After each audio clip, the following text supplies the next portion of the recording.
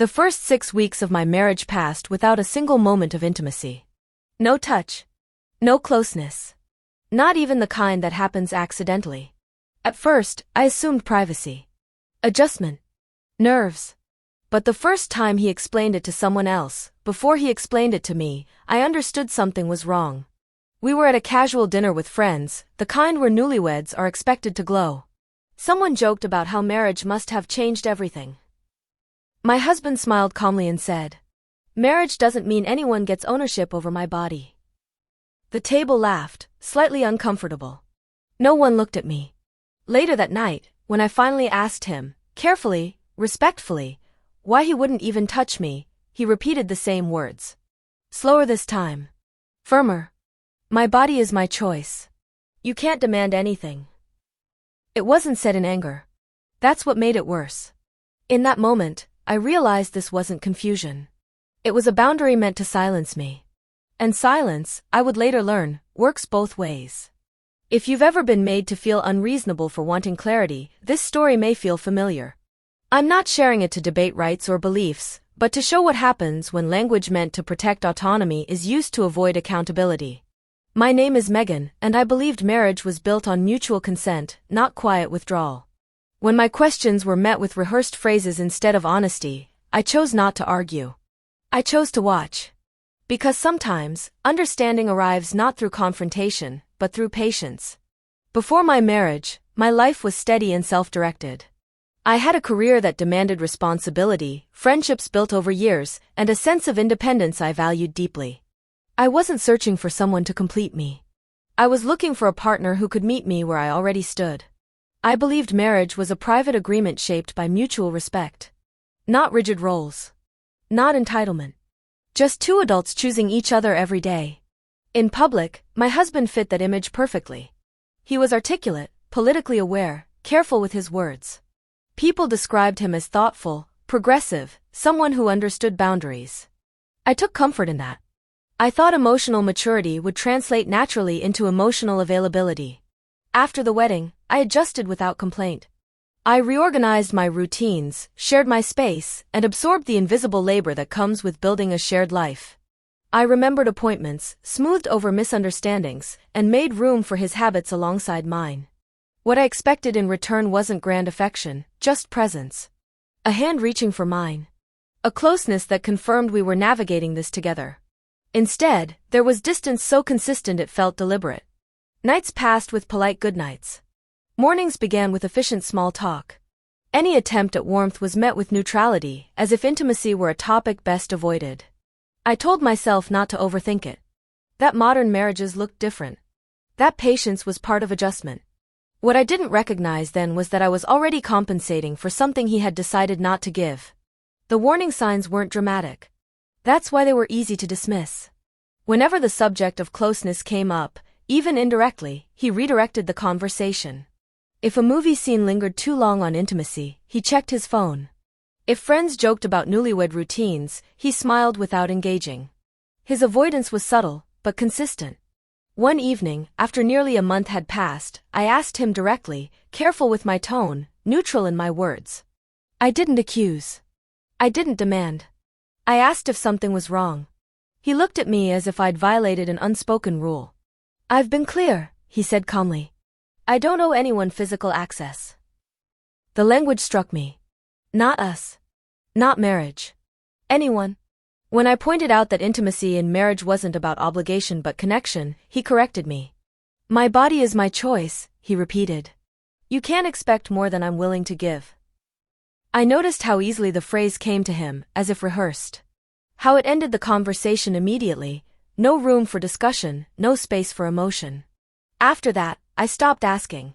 Not because I agreed, but because I realized every question was being framed as a violation. Any discomfort I expressed became evidence of entitlement. Silence, on the other hand, kept the peace. To everyone else, we looked composed. Functional. Modern. But privately, something essential was being withheld, and I was being trained not to name it. That was the first moment I understood this wasn't about boundaries. It was about control. Once he realized I had stopped questioning him, his confidence grew.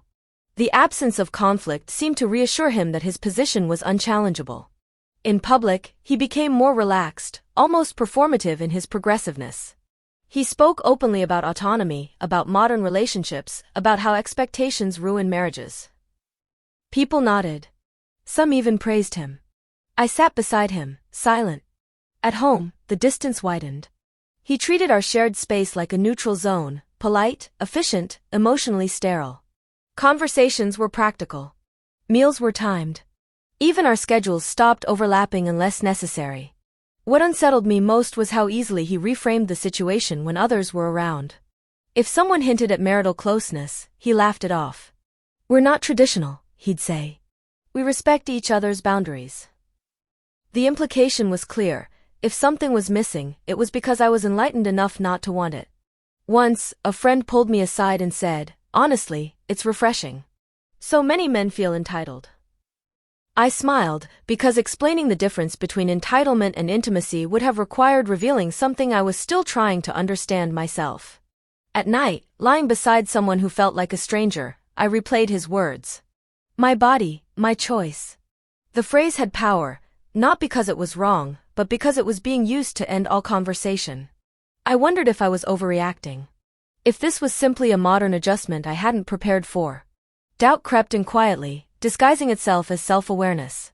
What I didn't see then was how carefully he was shaping the narrative, not just for others, but for me. Each dismissal reinforced the idea that my discomfort was the problem.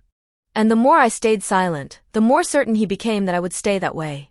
As weeks passed, the silence around the issue grew heavier than the issue itself. I stopped mentioning it to friends. Not because I was protecting him, but because every time I tried to frame the situation out loud, it sounded trivial. No intimacy felt like a complaint society wasn't ready to hear without judgment. I could already predict the responses. Give it time. At least he's respectful. Some women would prefer that. So I kept it contained. At home, I became more careful with my presence. I avoided initiating conversations that might drift toward closeness. I adjusted my routines to reduce moments of awkwardness, went to bed later, woke up earlier, filled silence with productivity. Distance became a survival tactic. He noticed, of course. And instead of concern, there was relief. You seem more relaxed lately, he said once, approvingly. As if my restraint had proven his point. The strangest part was how doubt crept in quietly. I began questioning my own expectations. Was intimacy truly essential, or had I internalized outdated ideas of marriage? Was wanting connection a sign of dependency I hadn't acknowledged? Every time I approached clarity, his calm certainty unsettled it. I was upfront, he reminded me. Except he hadn't been. Not before the wedding. Not when it mattered. Still, the way he spoke, with language borrowed from progress, from rights, from moral high ground, made disagreement feel like regression. As if challenging him meant challenging something larger than our marriage. I didn't cry. I didn't argue. I didn't collapse inward. I functioned. And that, I later realized, was the miscalculation. Because while he assumed my quiet meant acceptance, it was actually something else entirely. It was the beginning of separation, not emotional, but mental. And once that shift happens, a marriage is already standing on borrowed time. The social calendar continued as if nothing was wrong. Parties, brunches, dinners with friends and family, all perfectly polished. He smiled. He charmed. He became the poster husband of autonomy-respecting, modern marriage. And everyone believed it. Except me. One evening, a mutual friend casually remarked, "Megan, he's really different from most men. You're lucky he respects boundaries like this." I nodded, outwardly calm. Inside, a storm of disbelief and frustration brewed. Then came the first legal hurdle. Not a scandal, nothing dramatic, but a small procedural delay in finalizing certain paperwork that I had assumed would be straightforward. My attempts to clarify, to discuss logistics, were met with his refusal to assist. He said politely, but firmly, that the responsibility was mine alone. The combination of social praise for his consideration and his withdrawal from shared duties created an illusion. To everyone else, I was overreacting. To me, I felt unseen, unheard, and increasingly isolated. I doubted myself. Perhaps I had misjudged. Perhaps I was too sensitive, expecting too much from someone who was, after all, reasonable. I sat silently that night, reviewing every interaction from the past weeks. Every joke he redirected, every brush off, every subtle dismissal replayed like evidence, but not the kind anyone else could see. And the most dangerous thought crept in: maybe this was it. Maybe this was the marriage I had to accept, the one where I gave and he withheld, where patience alone was my only tool. At that moment, the world seemed to agree with him. Socially, legally, emotionally, it all pointed to me being alone and wanting more. And for the first time, it felt like defeat. I didn't collapse. Not then, not ever. Instead, I observed. Every interaction. Every word. Every casual smile that masked something else. I started keeping small notes, details that seemed inconsequential at the moment, which evenings he avoided me, which friends he confided in, the subtle shifts in tone when certain topics came up. I held my life together, maintaining appearances with a precision born of necessity. At work, I excelled. With friends, I laughed when appropriate. At home, I moved like a ghost, careful not to provoke, careful to preserve the semblance of harmony. In private, I allowed myself reflection. Not despair, not argument, just clarity. I realized that his confidence relied entirely on the invisibility of my dissatisfaction. His social charm created a shield, and my silence was being mistaken for consent. But I wasn't consenting. I was calculating. Each day, the pattern became clearer. The boundaries weren't accidental, they were strategic. His words, his avoidance, his calm dismissal, they were all carefully constructed. And while everyone else applauded his respect, I began to understand the truth beneath the surface. Power doesn't always shout. Sometimes, it whispers, and the whisper is more effective than a scream. I told myself, patience is not weakness. Observation is not passivity. Quiet endurance is not surrender, it's preparation. And I was just beginning to prepare. Weeks of careful observation began to reveal the pattern. It wasn't random avoidance. Every moment of withdrawal followed the same predictable logic. Social gatherings, friends' inquiries, even casual conversations at home, all choreographed to maintain his image while keeping me isolated. He was never unkind, never overtly cruel. His strategy relied on subtlety. I started connecting dots I had previously ignored. Every time I felt dismissed, there was an audience or a potential witness. Every time I considered asking for intimacy, he preemptively shifted the conversation. He framed it as modern respect, as moral high ground. And every time, the world nodded along. The realization hit with precision: he wasn't just avoiding me, he was controlling the narrative. He had created a public version of our marriage that painted me as unreasonable, oversensitive, or demanding. And privately, he exercised absolute control over every interaction. This understanding didn't bring anger. Not yet. It brought clarity. I began to catalog the evidence silently: patterns of avoidance, misdirection in conversation, small but consistent gestures of detachment. Each moment added a piece to the bigger picture, a puzzle no one else could see. Where before I had doubted myself, I now understood. The problem wasn't me, and it wasn't a misunderstanding. The problem was deliberate strategy. And awareness, I realized, was the first lever. The quiet, composed woman I appeared to be was no longer just endurance. It was preparation. Every smile, every nod, every silent adjustment became part of a longer plan. I was no longer passive. I was noticing, learning, strategizing. Because in every story where power is misused, understanding the mechanism is the first step toward control. And control, I promised myself, would be mine. While he continued to project charm and calm confidence to the world, I began quietly gathering what no one else could see. I documented every interaction. Not obsessively, not out of paranoia, but with precision. Every message, every social engagement, every casual remark about boundaries went into a private record. Dates, times, contexts, even the tone of his words. Slowly, a pattern of deliberate avoidance emerged, clear, undeniable, and legally actionable. I spoke discreetly with professionals I trusted, lawyers who could verify that my observations were relevant, and friends whose discretion was absolute. I didn't involve anyone unnecessarily. Discretion was key. Public exposure would have been premature, damaging, and messy. I also observed who he confided in. Every casual confidence he shared with friends, colleagues, or family became another thread in the tapestry of evidence. The difference between what he presented publicly and the reality behind closed doors was stark. And I knew that when revealed correctly, the contrast would speak louder than any accusation I could make. Yet I didn't act immediately. I let the documentation accumulate, knowing that timing was everything. He had to believe that his strategy was flawless, that his control was absolute. Only then would the revelation have maximum impact. Most importantly, I cultivated my own internal strength.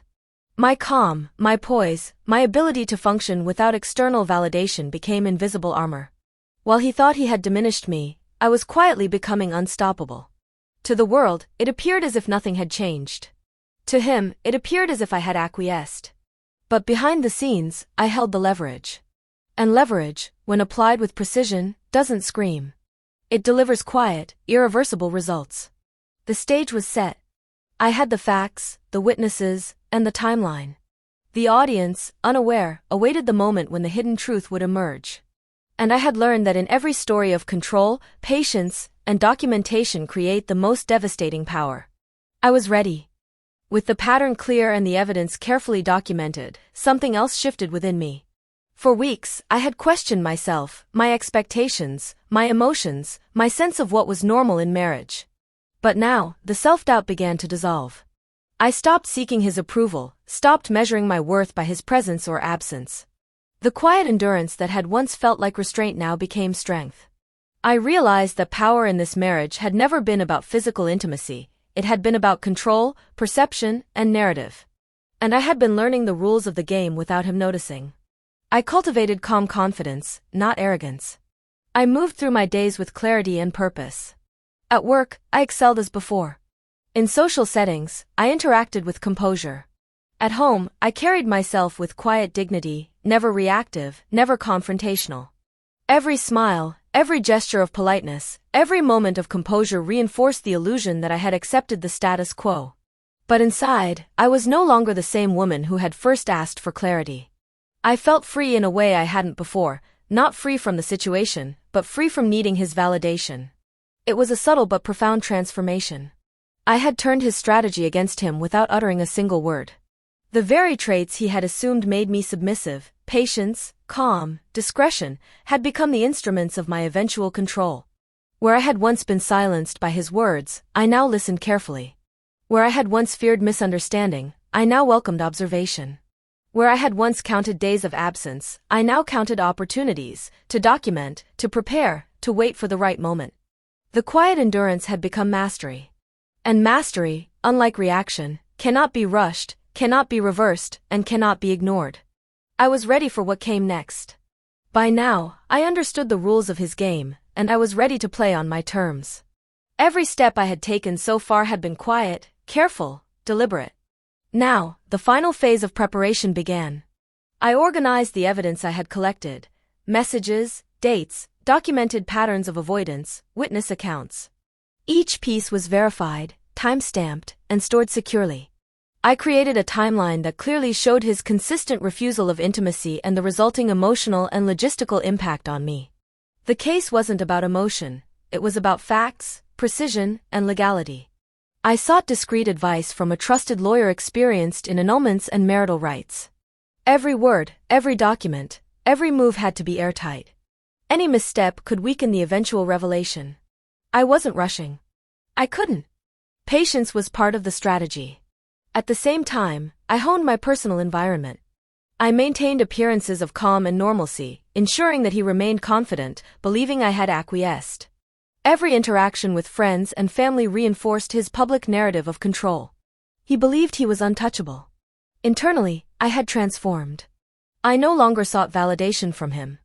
I had no anger to project, no desperation to hide. My composure was both shield and weapon. Each day, I rehearsed patience as an art form, letting his arrogance grow unchecked. The more he believed in his control, the more vulnerable he became. Every social engagement, every casual conversation, every polite interaction was now a calculated part of preparation. I knew exactly when to speak, when to remain silent, and when the evidence would reveal itself naturally. By the time the legal process began, I would not only be ready to act, I would be unstoppable. The foundation for an outcome that shocked everyone, but was completely justified, was already in place. I wasn't rushing revenge. I was waiting for precision, timing, and inevitability. And when the moment arrived, every detail would align perfectly. Because true control doesn't demand noise. It whispers quietly, and then delivers a result no one forgets. The day I initiated the legal proceedings, I returned to the same spaces where he had once displayed subtle dominance.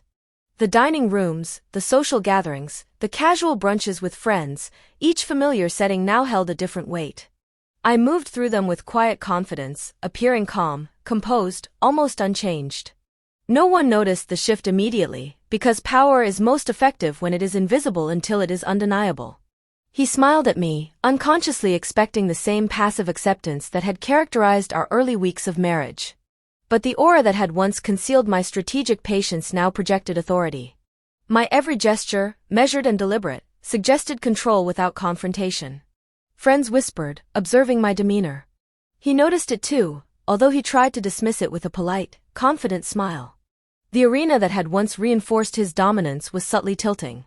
For the first time, he sensed that the narrative he had curated was no longer solely his to command. The contrast between his public confidence and my composed precision was now evident. I had learned to wield silence, observation, and preparation as tools of influence. The very spaces that had allowed him to thrive at my expense became the stage for my inevitable ascent. Every word I spoke, every polite nod, every measured interaction reinforced the invisible shift in power. Where he had expected compliance, he found deliberate autonomy. Where he had anticipated quiet resignation, he met calculated control. It was subtle, almost imperceptible to others. But he felt it. And that awareness alone began to unbalance him. In this quiet, public arena, the rules had changed. The stage that once humiliated me had become the very place where I would orchestrate the revelation of truth. I had arrived, not in anger, not in haste, but in full, strategic control. As I settled into the quiet command of the situation, he began to overreach. Confidence had always been his ally, but now it morphed into arrogance. Believing I was still passive, he became careless, slightly too open in conversations, a bit too eager to assert control in front of others. He assumed that because I had not reacted, I had accepted the status quo.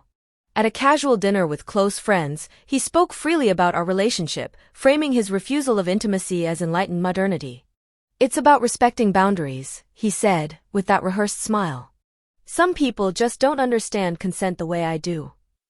He didn't notice my quiet note-taking, the small glances, the mental catalogue of every misstep. Every word, every self-incriminating justification, added to the evidence I had been assembling for months. Later, at a social gathering, he laughed at what he thought were harmless jokes at my expense, comments that subtly reinforced his control. To the audience, it was charming. To me, it was documentation of his overconfidence. Even in casual exchanges, he revealed patterns of manipulation, strategies of emotional distancing, and his reliance on the public's perception to shield him from accountability. Each reveal, innocent on the surface, became another building block of the case I was preparing. He had unknowingly created the blueprint of his own undoing. And the most powerful part? He remained entirely unaware that the calm, composed woman he thought had acquiesced was in complete control of timing, evidence, and strategy. I didn't confront him. I didn't scold him. I simply observed, letting his overreach compound naturally. Every statement he made, every action he took, further secured the inevitable revelation that would leave no doubt: my endurance and preparation had transformed into quiet, unassailable leverage. Arrogance, after all, has a cost. And now, it was his turn to pay it. The moment arrived quietly, deliberately. I presented the evidence I had gathered, meticulously documented messages, timelines, witness accounts, to the legal authorities overseeing the annulment process. Every refusal, every carefully crafted avoidance, every public misrepresentation was laid bare. Facts spoke louder than emotion. Facts were undeniable. At first, he tried to interject. He attempted to frame the situation as a misunderstanding, a miscommunication. But the precision of the documentation left no room for argument. His words, once confident and charming, now contradicted the record. Every statement he had made, every casual dismissal, every public boast about boundaries became part of the case against him. I remained composed throughout, speaking only when necessary. I didn't raise my voice, I didn't display anger. My presence alone carried the weight of patience, endurance, and quiet authority. Friends and family, once swayed by his charisma, now witnessed the undeniable truth. The gap between his public persona and private actions could no longer be ignored. Every small lie, every manipulation, every moment of avoidance was exposed, not by drama, but by facts. The legal system validated what I already knew. I had not overreacted. I had not imagined his behavior. I had endured, observed, and prepared. And now, justice, quiet but absolute, was being delivered. He could no longer claim virtue, charm, or rationality. Every defense he attempted crumbled under the weight of evidence. His control had evaporated, replaced by astonishment, confusion, and an unmistakable sense of defeat. And through it all, I remained steady. Calm. Collected. The power shift was complete. Not through confrontation, not through vengeance, but through measured patience, meticulous preparation, and the relentless force of truth. For the first time, the marriage that had begun with silence and withdrawal now concluded with clarity and justice. I did not celebrate. I did not gloat. I simply allowed the truth to speak for itself. And the impact was undeniable. The aftermath was as quiet as it was absolute. In social circles, he could no longer maintain the persona he had cultivated. Friends who had praised his respect for boundaries now noticed the gap between appearance and reality. Colleagues who once admired his calm confidence observed the subtle inconsistencies that my evidence had made undeniable. At gatherings, he seemed smaller, constrained by the very honesty he had refused to recognize before. The charm that had once deflected criticism now failed to shield him. Every casual remark, every boast about autonomy, every public assertion of control had been recorded, documented, and exposed. I noticed the realization settle over him slowly: confusion, disbelief, and finally, recognition. His narrative, carefully built over weeks and months, collapsed without the need for confrontation. Silence, the very tool I had wielded, delivered the most powerful statement: the facts themselves. Friends and family who had doubted me, who had assumed my patience was passivity, now saw the truth clearly. They observed my composure, my quiet dignity, and the inevitability of the justice unfolding before them. He tried to respond, to justify, but every word only reinforced the evidence against him. His reputation, once polished and untouchable, now bore the marks of his own arrogance. I said nothing. I didn't need to. The world had heard enough. And in that silence, the ultimate shift occurred. Control, once his, was now unmistakably mine. The social arena, the space where I had once felt invisible, now affirmed my strength. The collapse was not dramatic, not cruel. It was quiet, undeniable, and utterly satisfying. Justice had been served, not with spectacle, but with precision. And in that quiet aftermath, I felt the profound release that comes from standing firm, observing carefully, and allowing the truth to unfold exactly as it should. The legal proceedings concluded swiftly once the evidence was laid bare. The annulment was granted, fully validated by the documentation I had carefully prepared. Socially, the shift was just as profound. Friends, colleagues, and even distant acquaintances adjusted their perceptions. Where once I had been seen as overly sensitive or demanding, I was now recognized as composed, capable, and unwavering.